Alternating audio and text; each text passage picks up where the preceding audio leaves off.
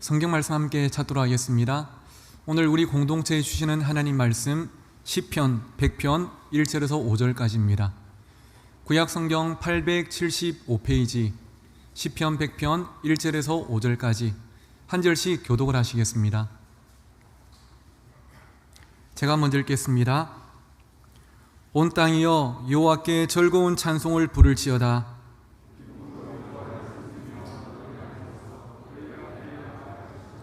여호와가 우리 하나님이신 줄 너희는 알지어다.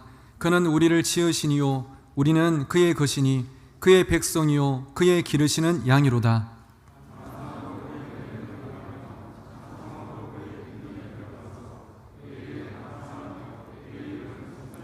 함께 읽겠습니다.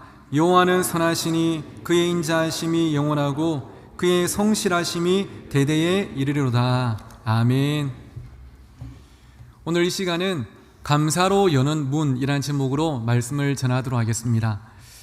요즘 방송이나 영화 등의 영상 미디어가 가장 큰 이슈가 되고 있습니다. 그러다 보니까 전 세계적으로 큰 사랑을 받는 것이 OTT라는 서비스입니다. 이게 뭐냐면 유선이 아닌 인터넷으로 이제 방송을 볼 수 있게 하는 것인데요. 가장 대표적인 것이 넷플릭스라고 할 수 있겠죠. 아마 이 자리에도 가입해서 쓰시는 분들이 많이 계실 건데요. 넷플릭스라는 서비스에 가입하면 한국뿐 아니라 전 세계의 드라마, 또 예능, 스포츠, 영화까지 마음껏 볼 수가 있습니다. 그런데 이렇게 엄청난 영상 데이터가 넷플릭스 안에 있음에도 불구하고 이 한 가지가 없으면 넷플릭스에 있는 것들을 절대 누릴 수가 없죠. 그게 뭐냐면 비밀번호, 패스워드입니다. 여기에 내가 들어가서 영상들을 보려고 하면 내가 설정한 패스워드가 있어야만 이것에 접속하고 누릴 수가 있는 것입니다. 은행 계좌도 마찬가지죠. 오늘 청년들도 많이 오셨는데요. 우리 청년들이 다른 지역에서 공부하고 있는데 우리 부모님들이 누구야 요즘 많이 힘들지 밥 사 먹으라면서 입금을 해주셨어요. 10만을 입금해 주셨지만 내 계좌의 비밀번호를 모르면 이것을 찾아 쓸 수가 없는 것이고요. 여러분이 평생 모으셨지만 비밀번호를 모르면 찾아서 누릴 수가 없는 것입니다. 제가 일일이 다 예를 들지 않아도 일상생활에서 이렇게 패스워드, 비밀번호가 얼마나 중요한지 모릅니다. 패스워드는 닫혀있는 문을 여는 또 하나의 열쇠라고도 말할 수 있겠죠. 그런데 여러분, 하늘의 문을 열고 은혜를 누리게 하는 열쇠, 하늘의 축복에 로그인하는 열쇠가 있는데 그게 뭐냐면 바로 감사인 줄 믿습니다. 하나님은 감사함으로 나가는 사람에게 하나님께서 준비하신 은혜와 복을 허락하십니다. 오늘은 맥주 감사 주일인데요. 혹시나 여러 가지 삶의 어려움 때문에 감사를 빼앗기고 또 감사가 사라지고 있음을 느끼는 분이 계시다면 오늘 맥주 감사 주일과 이 예배를 계기로 다시 한 번 더 마음 가운데 감사를 되찾아오는, 감사를 회복해 나가는 우리 모두가 되시기를 주의 이름으로 축복합니다. 오늘 우리가 함께 읽은 본문 시편 100편은 표저어가요 감사의 시라고 되어 있습니다. 100이라는 큰 숫자 옆에 보면 감사의 시 이렇게 적혀 있죠. 그래서 시편 100편은 성경 전체 중에 감사에 대한 대표적인 성경이라고 할 수가 있습니다. 그 본문 가운데 4절은 이렇게 말씀하죠. 우리 같이 한번 읽어보시겠습니다. 시작. 감사함으로 그의 문에 들어가며 찬송함으로 그의 궁정에 들어가서 그에게 감사하며 그의 이름을 송축할지어다. 아멘. 하나님 앞으로 나가는 사람, 성전의 문을 여는 사람에게 꼭 있어야 될 열쇠는 무엇이라고요? 바로 감사입니다. 그리고 구원받은 하나님의 백성의 가장 큰 삶의 특징이 있다면 그것도 다름이 아니라 감사라고 할 수가 있겠고요. 오늘 이 시간 우리가 예배 자리에 나오면서 하나님께 드릴 최고의 열매가 무엇이냐면 그것은 우리의 바른 옷가짐이나 충분한 시간이나 헌금도 귀하겠지만 그 모든 것들보다 감사가 하나님께 올려드릴 최고의 예물인 줄 믿습니다. 하지만 우리의 삶을 돌아보면 이 감사가 가장 중요한 것임은 알기는 알지만 한편으로는 이 감사만큼 힘든 것도 없는 것 같습니다. 그래서 서양 격언에 이런 말이 있더라고요. 제일 가르치기 어려운 수학 문제는 우리가 받은 복을 세워보는 것이다. 참 공감되지 않습니까? 저도 수학이 좀 약한 사람 중에 한 명이지만 아무리 수학을 잘하는 사람도 미분적분보다 1에서 100까지 다는 수열보다 더 힘든 것이 어떤 셈이냐면 내가 지금까지 받은 복을 세어보는 만큼 힘든 게 없대요. 그만큼 사람이란 게 감사하기보다는 원망과 불평에 마음을 빼앗기기가 쉬워서 그렇겠죠. 사랑하는 우리 울산신정교회 가족 여러분, 여러분은 요즘 어떠신가요? 여러분의 삶에는 감사가 있으십니까? 사실 요즘은 저나 여러분이나 감사할 일보다는 화가 나고 짜증나고 무기력해질 일이 더 많이 자리 잡고 있는 것 같습니다.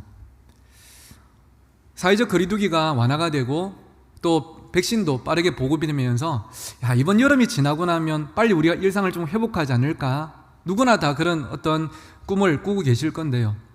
뭐 얼마 됐습니까? 최근 일주일 상간에 또 수도권에서 엄청나게 확진자들이 많이 나오면서 또 뭔가 불안한 그런 분위기가 감지가 되고 있습니다. 그런데 제가 뉴스를 보니까 수도권 쪽에서 확진자가 많이 생기는데 그 생기는 장소가 보니까 대부분이 어디입니까? 헌팅 포차나 그런 쪽에서 생기면서 또 어떤 분들은 그쪽에 안 계시고 부산까지 원정으로 오셔가지고 술을 드시다가 또 부산 쪽에도 확진자들이 많이 늘어나고 있더라고요.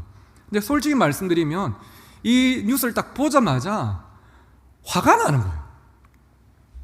꾹 참고 있던 화가 제 안에서 확 폭발하는데요.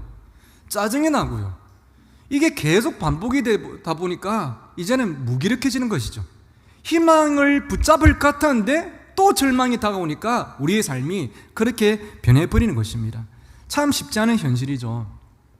그러다 보니까 우리의 삶이 바쁘기도 하고 힘들기도 하다 보니까 감사를 붙잡았다가도 또 금방 이 감사를 놓쳐버리는 게 우리가 아닌가 생각도 됩니다. 우리 교회는 여러분 아시다시피 이제 전적으로 교회를 관리하시는 관리 집사님이 안 계십니다. 근데 우리 성도님들께서 매주마다 구역별로 오셔서 청소도 해주시고요. 또 토요일 아침마다 오셔서 또 교회를 또 준비케 하시는 또 그런 이제 청소팀이 계시죠. 그래서 어제도 보니까 우리 구역 식구들도 청소를 하셨고 또 청소팀이 오셔가지고 이제 주일을 준비하시는데 새로운 얼굴도 계시더라고요. 원래 청소팀이 아니었는데 또 새로 함께 헌신해서 봉사하시는 분이 계셔서 감사했고 또 비가 오나 눈이 오나 바람이 부나 늘 오셔서 청소하시는 분들이 계셔서 또 감사했습니다. 근데 그분들이랑 인사하고 잠깐 이렇게 이야기를 나누다가 연세가 좀 있으신 한 성도님이 저한테 이렇게 말씀하셨습니다. 목사님, 요즘 운동 좀 하십니까?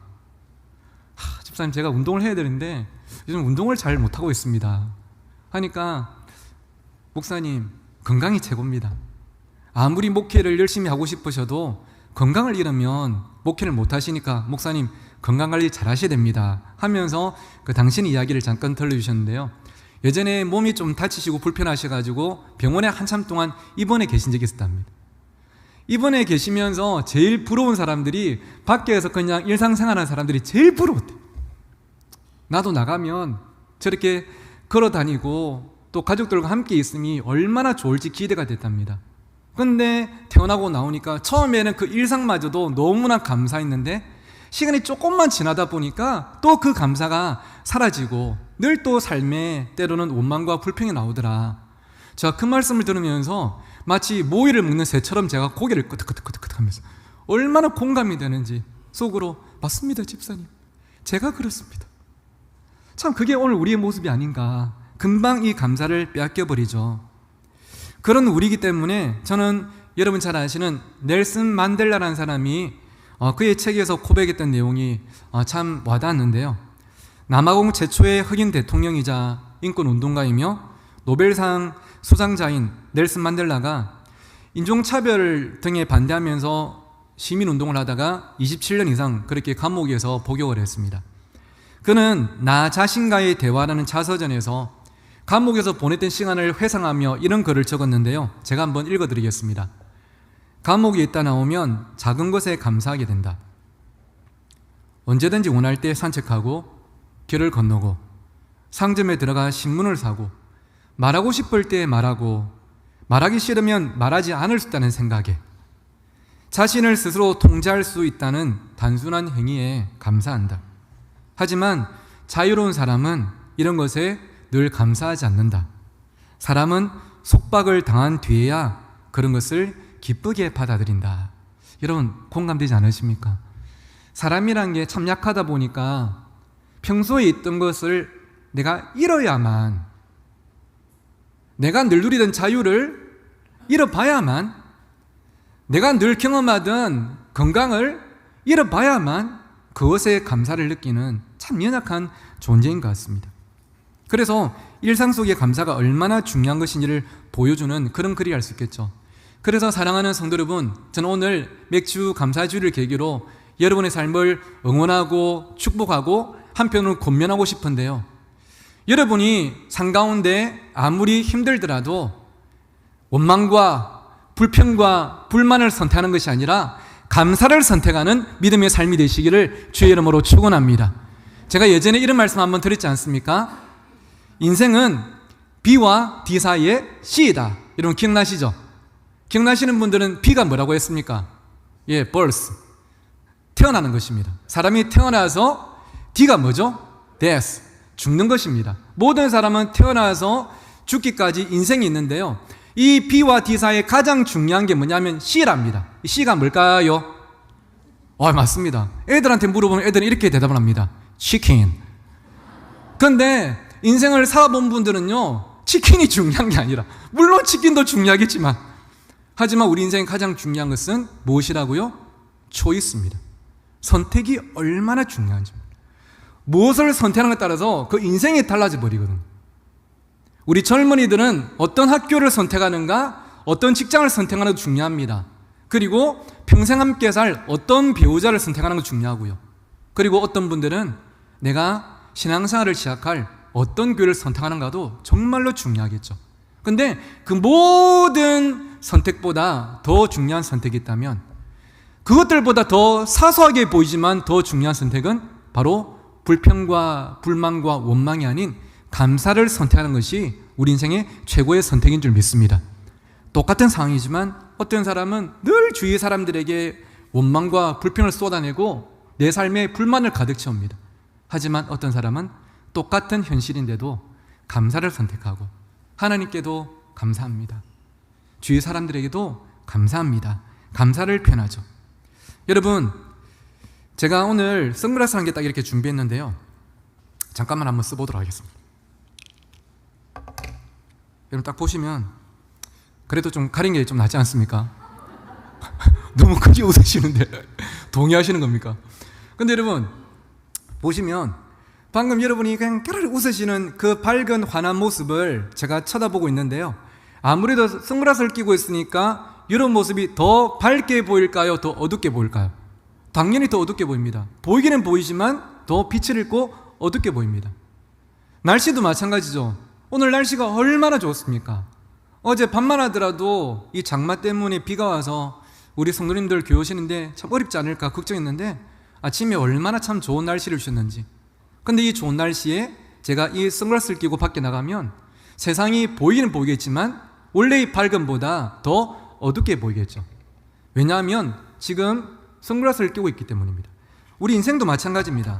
똑같은 상황과 현실을 바라본다 할지라도 내가 어떤 스펙트럼과 어떤 세계관과 어떤 믿음으로 바라보는 것에 따라서 다르게 보여지고 해석이 되는 거예요. 저는 오늘 여러분이 세상을 바라보고 나의 일상을 바라보면서 하나님이 허락하시는 이 밝음을 잃지 않기를 간절히 소원합니다. 그러면서 이 밝은 가운데 있는 사람의 특징이 감사인데요, 은혜와 구원에 대한 감사, 가족에 대한 감사, 교회와 교우들에 대한 감사, 그리고 내가 날마다 아침에 눈을 뜨고 선물 받는 하루에 대한 감사. 할렐루야. 이 감사가 여러분의 삶 속에 아침부터 밤까지 날마다 허락되기를 간절히 축원합니다. 때로는 우리가 여전히 고난 중에 머물러 있을 때가 있지만 감사를 선택하는 사람에게 하나님께서 너 참 귀하다 하면서 주시는 선물이 있는데요, 그게 두 글자는 뭐냐 하면 한번 따라해 보실까요? 기쁨. 그것은 바로 기쁨입니다. 기쁨은요, 감사를 선택하는 사람에게 하나님께서 주시는 또 하나의 선물이라고 할 수가 있습니다. 아무리 교회 생활을 하고 성도들을 만나고 구역 모임을 하고 봉사를 해도 여러분 그 생활에 기쁨이 없다면 그것만큼 슬픈 일이 어디 있을까요? 주일이 아니고 그냥 이거는 뭐 평안을 빼앗기고 안식을 빼앗기고 참 불행하게 이 주일을 평일보다 더 힘들게 보낼 수도 있는 것이죠. 얼마나 슬픈 현실입니까? 하지만요, 기쁨이 있으면 교회 가는 게 기다려지고 교우들을 만나는 게 기대가 되고 그러면서 주일을 통해서 또 새로운 한 주를 살아갈 힘을 얻게 되는 것이겠죠. 하나님은 지금 여러분을 그런 삶으로 초청하고 계십니다. 기쁜 삶 말이죠. 2절 말씀 같이 한번 읽어보시겠습니다. 시작. 기쁨으로 여호와를 섬기며 노래하면서 그의 앞에 나아갈지어다. 아멘. 하나님께 나오는 사람, 성전으로 들어간 사람은요, 그 마음 가운데 기쁨이 있답니다. 하나님을 만나기 때문에 기쁨이 있기도 하지만 하나님께서 그 마음 가운데 기쁨을 주시기 때문에 이 기쁨이 더욱더 충만해지는 것이죠. 뭔가 기쁜 일이 생겨서 기뻐하는 것은요, 하나님 믿지 않는 사람이나 다른 종교를 믿는 사람도 누구나 다 할 수 있습니다. 그렇죠? 하지만 기뻐할 수 없는 상황 속에서도 기쁨을 선택하는 것, 그리고 기쁨을 누리는 것은 하나님의 백성만이 선택하고 경험할 수 있는 은혜인 줄 믿습니다. 힘날 일이 있어서 기뻐하는 것이 아니라 하나님을 기뻐할 때 하나님께서 힘을 주시는 것이죠. 그래서 느헤미야 8장 10절은 이렇게 고백하지 않습니까? 여호와로 인하여 기뻐하는 것이 너희의 힘이니라. 할렐루야. 여호와로 인하여 기뻐하는 것이, 하나님 나와 함께 하시고 나를 구원하시고 나를 지키시고 인도하시는구나, 내 삶에 하나님이란 존재가 계심이 여러분에게 경험될 때 우리는 기뻐하고 힘을 낼 수가 있는 것입니다. 그리고요, 오늘 본문에 보니까 이 기쁨과 더불어서 감사하는 사람의 또 다른 특징이 한 가지가 있는데 그것은 바로 찬양입니다. 이것도 한번 따라해 보시죠. 찬양. 감사하는 사람에게 하나님께서는 기쁨과 더불어서 찬양하는 삶을 살게 만드십니다. 감사하는 사람의 마음에는 기쁨이 있고요, 그 기쁨으로 인해서 그 입술에는 하나님을 노래하는 찬양이 있는 것입니다. 1절 2절 우리 한 번만 더 같이 읽어보시겠습니다. 시작. 온 땅이여 여호와께 즐거운 찬송을 부를지어다. 기쁨으로 여호와를 섬기며 노래하면서 그의 앞에 나아갈지어다. 아멘. 하나님께 나오는 자는 찬양을 합니다. 하나님께 나와서 하나님을 만난 사람에게는 찬양이 허락이 됩니다. 그런데 여러분 아시다시피 찬양은요, 그냥 노래 부르는 게 아니죠. 노래방에서 부르면 세상 노래고 교회에서 부르면 찬양이 아닙니다. 찬양은요, 그냥 노래가 아니라 하나님을 높이는 것이고 그분이 하신 일을 칭찬하는 것이며 나에게 허락하신 은혜를 감사하는 것이 바로 찬양인 줄 믿습니다. 세상은 우리로 하여금 어떤 일이 닥쳤을 때 찬양이 아닌 원망을 하게 하고 불평하게 하지만, 그렇게 하면서 나의 삶을 비관하게 하고 누군가를 미워하게 만들지만, 하나님은 우리 믿음의 사람들로 하여금 똑같은 어려움 가운데서도 하나님을 찬양하게 합니다. 여전히 살아계신 하나님, 앞으로도 나를 인도하실 하나님, 그 하나님을 우리로 하여금 찬양하게 하시는 것입니다. 예수 그리스도의 보혈이 덮인 찬양, 성령이 충만한 찬양, 감사가 가득한 찬양을 우리가 부를 때에 악한 영들은 떠나가고 하나님께서 주시는 은혜가 여러분의 가정 가운데 우리 교회에 풍성히 허락될 줄 믿습니다. 그리고 그런 믿음의 자세로 살아가는 사람을 하나님께서는 기뻐하시고 또 은혜와 복을 주시는 것이겠죠. 성경 특별히 사도행전 16장을 보시면요, 감사할 수 없는 상황인데도 감사하는 사람들이 소개됩니다. 찬양할 수 없는 상황인데도 찬양하고 있는 사람들이 우리에게 소개되고 있습니다. 그들은 바울과 실라입니다. 하루는 바울과 실라가 빌립보란 지역에서 복음을 전하고 있었어요. 주 예수 그리스도를 이렇게 선포하고 있는데 누가 이 바울과 실라의 눈에 들어왔냐 하면 한 여자아이였습니다. 이 여자아이가 예쁜 원피스를 입고 학교에 가고 있는 게 아니라 이 애가 귀신에 들려가지고 점을 치고 있는 거예요. 귀신에 들려가지고 점을 치는데 이 아이를 누가 이용하냐면 나쁜 어른들이 이 아이를 이용해서 점을 보게 하고 돈을 벌고 있는 겁니다. 청소년인데 청년인데 풀을 청자를 빼앗겨버리고 너무나 비참하게 살아가고 있는 인생을 본 것이죠. 사도 바울이 다가가서 이 안에 있는 귀신을 쫓아버렸어요. 그러니까 이 아이가 온전해졌고, 온전해지니까 점을 치겠습니까? 못 치겠습니까? 점을 못 치는 거예요. 그러니까 이 어른들이 바울 때문에 내가 이제는 돈을 못 벌게 됐다고 바울과 실라를 고발을 해버린 것입니다. 그리고는 이 고발이 받아들여서 바울과 실라가 매를 맞고 감옥에 갇혀버리는 진짜 말도 안 되는 그런 상황이 벌어진 것입니다. 그런데 참고적으로요, 당시에 로마의 감옥은 크게 세 종류로 분류가 되어 있었는데 첫 번째는 컴뮤노라라는 일반적인 과목입니다. 이것은 제수들이 햇볕도 쬐을 수 있고 공기도 들어 마실 수 있고 사람들과도 교류를 할 수 있는 일반적인 과목이고요. 두 번째가 인테리오라라는 안쪽 과목입니다. 이 안쪽 과목에는 더 견고한 빗장이 쳐져 있어서 햇빛도 들어오지 않고 사람들로 자유롭게 만날 수가 없는 아주 제한적인 공간이고, 마지막 세 번째가 툴리아눔이라는 지하 과목이었습니다. 여기에는 아주 심각한 정치범들이나 그리고 사형수들을 가둬놓은 곳이 툴리아눔이었습니다. 이 중에 바울과 실라가 갇힌 곳은요, 성경에 보니까 깊은 옥이라고 되어 있는데 이 세 가지 중에 두 번째 안쪽 과목입니다. 이곳에서 바울과 실라는요, 양발을 벌리고 착고를 채우고 두 팔과 두 다리를 움직일 수도 없는, 또 매를 맞았으니까 얼마나 고통스럽습니까? 그 고통이 있는 환부를 만질 수도 없는, 그러면서 햇빛도 받을 수가 없는 그 절망적인 시간을 그가 그곳에서 보내게 된 것이죠. 사랑하는 성도 여러분, 어쩌면 마치 빌립보 감옥 속에 있는 바울과 실라처럼 지금 여러분을 가두고 있는 절망적인 현실은 어떤 것이겠습니까? 지금 여러분을 꼼짝하지 못하도록 묶고 있는 착고는 어떤 것입니까? 이런 상황이 된다면 누구나 자신의 삶을 비관하고 또 날 이렇게 만든 환경을 탓하겠죠. 하지만 여러분, 놀랍게도 바울과 실라는 이 순간 이곳에서 원망과 불평을 선택하지 않습니다. 오히려 무엇을 하고 있습니까? 사도행전 16장 25절인데요. 같이 함께 읽어보실까요? 시작. 한밤중에 바울과 실라가 기도하고 하나님을 찬송하며 죄수들이 듣더라. 할렐루야. 이 깊은 밤에 깊은 옥에서 바울과 실라가 뭘 하고 있냐면, 주위의 사람들은 솔직히 감옥에 안 억울한 사람이 어디 있습니까? 다 자기 억울해요. 막 고함을 지르고 풀어달라고, 또 어떤 사람들은 맞아가지고 아이고 하면서 신음소리를 내고 있는데, 이 깊은 밤 깊은 감옥에서 바울과 실라가 하나님께 기도하고 찬양을 하고 있습니다. 내 영혼의 그 깊은 데서 맑은 가락이 울려나네.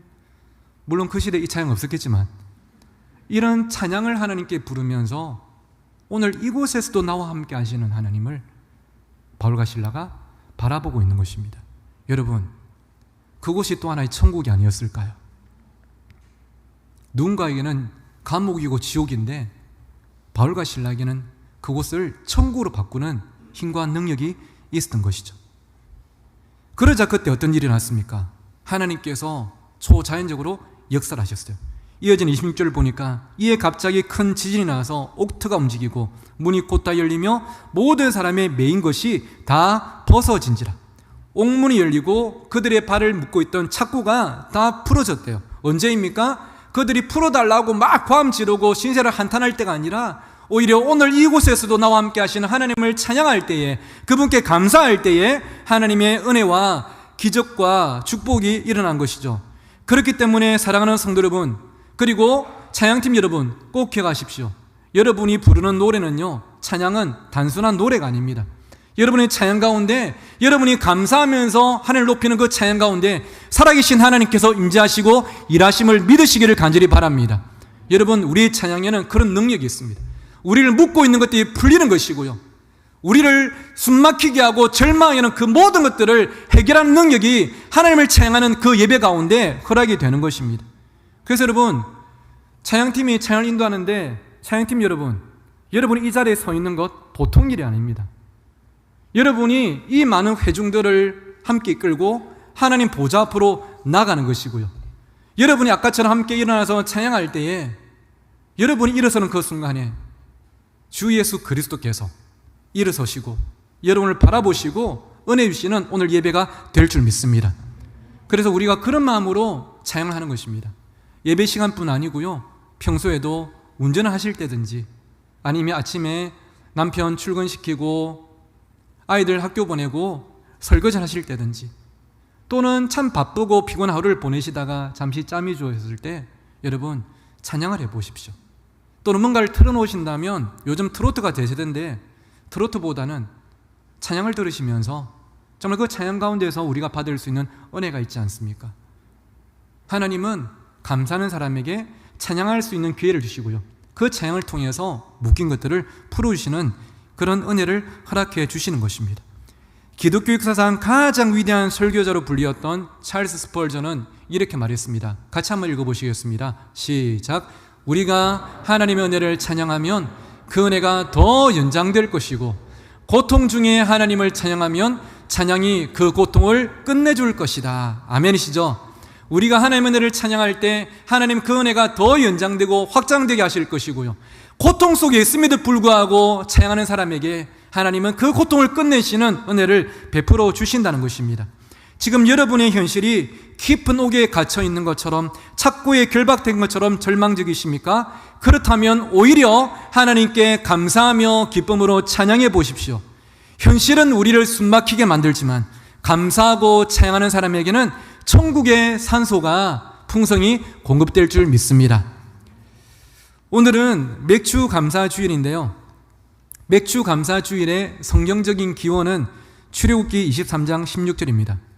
맥주주를 지키라. 이는 네가 수고하여 밭에 뿌린 것에 첫 열매를 거두미니라. 이렇게 말씀하셨어요. 이스라엘 백성들과 나아가서 하나님 믿는 사람들은 이 말씀에 근거를 두고 이 맥주절을 하나님께 감사할 수 있는 기회로 삼고 지금까지 살아온 것입니다. 여기서 맥주라는 것은 보리를 추수하는 것을 가리키고요, 이때는 대개 봄철이 끝나는 시점에 해당됩니다. 그런 점에서 지금도 대부분의 교회는 이 7월 첫째 주 주일을 맥주 감사 주일로 지키는 것입니다. 그런데 이 맥주절 같은 절기를요, 원어를 보니까 모헤드라고 되어 있는데요, 모헤드가 어떤 뜻이냐면 하나님의 시간표라는 뜻입니다. 절기는 하나님께서 정해놓으신 시간표예요. 오늘 이 자리에 있는 우리 대학생들 한 학기 동안 공부한다고 참 수고 많으셨는데요, 대학이든지 중고등학교든지 초등학교든지 가면 시간표가 있습니다. 각 시간마다 배우는 과목이 다르겠죠. 영어 시간에 영어를 배우고 수학 시간에 수학을 배웁니다. 전공에 따라서 또 다른 과목들을 배우게 되어 있습니다. 절기는 무엇이냐면 하나님께서 준비하신 그 시간표에 따라서 우리가 뭔가를 배우고 체득하고 경험하는 것입니다. 맥주 감사주일은 하나님께서 준비하신 이 시간표에 따라서 감사에 대해서 우리가 조금 더 깊게 묵상하고 배우고 경험하는 그런 날입니다. 내가 먹고 마시고 자고 일할 수 있는 평범한 일상이 아까 여러분이 찬양하셨던 그 찬양의 가사처럼 당연한 것이 아니라 두 글자로 무엇이라고요? 은혜였음을. 2021년 1월 1일 우리는 새해를 이렇게 한 자리에 모여서 시작하지 못했습니다. 그것을 예상한 사람은 아무도 없었을 것입니다. 우리 교회는 송구迎예배 대신 1월 1일 오전에 신년 예배를 드리는데 모든 가족들이 함께 모여서 이 자리에서 새해를 열 거라고 기대했습니다. 그런데 다 기억하시겠지만 그 신년 예배 때 저만 이 자리에 서서 교육자들만 오셔서 함께 영상으로 예배를 전송을 했고 여러분 각자 가정에서 신년 예배를 드렸습니다. 그런데 여러분 오늘 보십시오. 평소보다 오늘 더 많은 분들이 2부 예배 때 또 1부 예배 때 또 지난주에도 그 전주에도 오늘도 보니까 제가 처음 뵙는 분들 뵌지 몇 주 안 된 분들이 많이 계신데요. 그리고 하나님께서 정해진 1시간 예배 가운데 얼마나 우리에게 은혜를 주시는지 여러분 저는 담임 목사로서 이것이 절대 당연한 것이 아니라고 생각합니다. 저희 어떤 목회의 결과가 아니라 이것은 전적인 하나님의 은혜임을 고백합니다. 우리 울산 신정교회 성도를 사랑하셔서 참 어려운 상황 가운데서도 우리 하여금 또 함께 모이게 하시고 우리를 함께 은혜 받게 하시는 하나님의 놀라운 은혜인 것이죠. 그래서 오늘 본문 3절은요 우리가 기뻐하고 감사하고 찬양할 이유에서 이렇게 말씀하십니다. 여호와가 우리 하나님이신 줄 너희는 알지어다. 그 뒤에부터는 여러분이 읽으시겠습니다. 시작. 그는 우리를 지으시니요 우리는 그의 것이니 그의 백성이요 그의 기르시는 양이로다. 아멘. 우리가 하나님께 감사하고 기뻐하고 찬양할 이유가 다른 것이 아니라 정말 우리 집에 뭔가가 요즘 말로 떡상을 해가지고 돈을 많이 벌어서가 아니라 우리 자녀가 좋은 직장에 취업되어서가 아니라 내가 그 병이 말끔하게 고침받아서가 아니라 우리에게 가장 본질적인 감사의 제목이 있다면 무엇입니까? 하나님께서 우리를 지으신 창조주시고 우리를 자녀 삼으신 아버지가 되시며 우리의 삶을 다스리는 왕이시요 우리를 기르시는 목자시기 때문에 우리는 그분을 바라보면서 감사하고 기뻐하고 찬양하지 않을 수가 없는 것입니다. 이것만큼 우리가 기뻐하고 찬양하고 감사할 또 이유가 존재할까요? 얼마나 감사한지요. 저희 가정은 매주 주일마다 이제 감사금을 드릴 준비를 하면서 감사 제목을 이제 봉투에 적지 않습니까? 그래서 아내하고 저하고 어떤 제목 적을까 해가지고 결국 이제 적어서 헌금을 드리는데요. 주일 아침 그 시간이 잠깐의 어떤 고민이지만 어떤 제목을 적을지 때로는 이게 참 은혜가 되는 거예요. 일주일을 돌아보면서 감사 제목을 발견해서 적으려고 하는데 거창한 것은 아니지만 뭐 민청 학교에서 전교회장이 되고 그런 건 아니지만 돌아보니까 사소하지만 감사할 수밖에 없는 게 너무 많은 거예요. 그것을 또 다 적을 수는 없지만 그 중에 한 가지를 정리해서 옮겨 적고 하나님께 드리는 것이 얼마나 감사한지. 감사는 거창한 것에서 시작되는 것이 아니라 사소한 것에서 시작이 되고 그 사소함이 많아질 때 우리의 삶 자체가 하나님께 감사로 올려드려지는 것 아니겠습니까? 이틀 전 금요일 낮에 제 제자가 한 명 울산에 찾아왔는데요. 제가 몇 달 전 설교하면서 여러분께 잠시 소개해드린 제자였습니다. 새벽에 전화가 와서 한참 동안 이제 통화했던 아버지가 사업이 많이 어려워지고 본인도 수능을 앞두고 있다가 정말 그 마음이 많이 어려워서 저한테 전화가 와서 몇 시간 동안 통화했던 그 제자였는데요. 오랜만에 찾아와서 함께 이야기를 나누는데 그러더라고요. 목사님, 제가 오래간만에 뵙고 좋은 소식을 전해드리면 목사님이 더 힘이 나실 것 같은데 사실은 저희 아버지 사업은 지금도 여전히 코로나 때문에 많이 힘듭니다. 그리고 제가 고3 때 가고 싶어 했던 그 대학도 저는 가지는 못했습니다. 다른 대학을 다닙니다. 근데 목사님, 제가 돌아보니까 제가 한참 방황할 수밖에 없는 그 고등학생 때 목사님을 만나고 선생님들을 만나고 친구들을 만나서 억지로라도 일요일날 교회 와서 예배를 드리고 억지로라도 학년별 교대에 가서 기도 제목을 나누고 억지로라도 같이 밥을 먹으면서 교제하다 보니까 그 끈이 지금까지 저를 놓지 않고 이웃까지 이끌어 준 것 같습니다. 다른 것이 아니라 저의 삶을 지금까지 인도해 오시고 가장 가까이 계셨던 하나님의 그 함께 하심이 저에게는 가장 큰 은혜였습니다. 저보다 20년 이상 어린 제자지만요, 그 고백에 얼마나 감동이 되고 힘이 나는지. 맞다, 우리의 감사는 뭔가 거창한 것이 아닐지라도 사소한 일상에서부터 나에게 오늘 허락하신 7월 4일 이 주일 내가 예배할 수 있음부터 우리에겐 가장 큰 감사의 제목이 아닌가, 이번 한 주의 삶 자체가 기적이며 은혜가 아닌가, 그런 생각을 하게 되었습니다. 지난 주일 광고를 드렸듯이 오늘은 이 설교 후에 성찬식을 가지게 됩니다. 원래는 1월 1일 신년예배 때 성찬식을 하려고 했었는데 그때 갖지를 못했고요. 그래서 오늘이 올해의 첫 성찬식이 되겠습니다. 성찬식은 예수님의 사랑을 기념함과 동시에 하나님의 은혜에 대한 감사를 회복하는 시간이라고 할 수가 있겠습니다. 나 같은 죄인을 하나님께서 포기하지 않고 끝까지 사랑하셨구나. 그리고 나의 죄를 용서하시기 위해서 하나님의 아들 예수님께서 나를 위해 그 십자가에서 매달려 물과 피를 쏟으시고 살을 찢고 죽어주셨구나. 그 사랑과 은혜로 내가 구원을 받고 오늘도 이 자리에서 예배하고 있구나. 이 은혜에 대한 감사를 고백하는 시간이 바로 성찬식입니다. 저는 성찬식을 집례하다 보면 우리 성도님들 가운데 눈물을 흘리시는 성도님들을 이 앞에서 볼 때가 있습니다. 그 눈물을 보면 저도 가슴이 먹먹해지면서 함께 따라 눈물이 흐르기도 하는데요. 아마 그럴 겁니다. 여러분이 흘리시는 그 눈물은 뭔가 분위기가 성찬식 무겁고 우울해서 흘리시는 눈물이 아니시겠죠.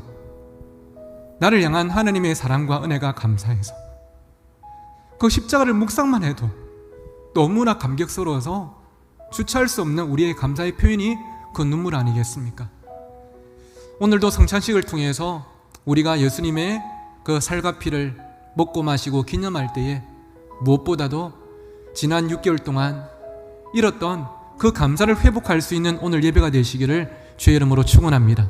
그래서 오늘 설교 제목처럼 감사로 닫힌 하늘의 문을 활짝 열고 하나님이 부어주시는 은혜와 복을 풍성히 누려나가는 이번 한 주와 2021년 후반기가 되시기를 주의 이름으로 축원합니다.